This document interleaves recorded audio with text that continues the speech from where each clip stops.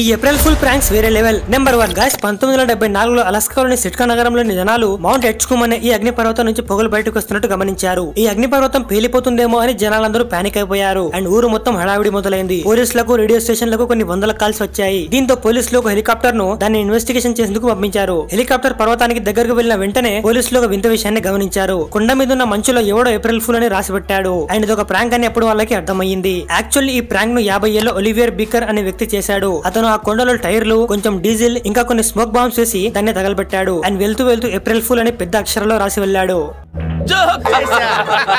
Number 2 friends, ఒకసారి ఈ prank చూడండి. ఇక్కడ ఈ వ్యక్తికి తన భార్య కొన్ని లాటరీ టికెట్స్ తెచ్చిస్తుంది. అండ్ అతను వాటిని స్క్రాచ్ చేస్తూ ఉంటాడు. అప్పుడే అతనికి ఆ లాటరీ తగిలిందని తెలుస్తుంది. అది కూడా $5,000. తర్వాత అతను ఇంకో లాటరీని స్క్రాచ్ చేస్తాడు. అప్పుడు అతనికి $10,000 లాటరీ తగులుతుంది. ఇంకేముంది, మనోడు వెంటనే కార్ తలాలు తీసుకెళ్లి దాన్ని రిడీమ్ చేసుకునేందుకు బయలుదేరతాడు. అప్పుడు అతని భార్య, బేబీ అవి నకిలీ లాటరీ టికెట్స్, ఈ రోజు ఏప్రిల్ 1 కదా, నేను నిన్ను ఏప్రిల్ ఫుల్ చేశానని చెప్తుంది.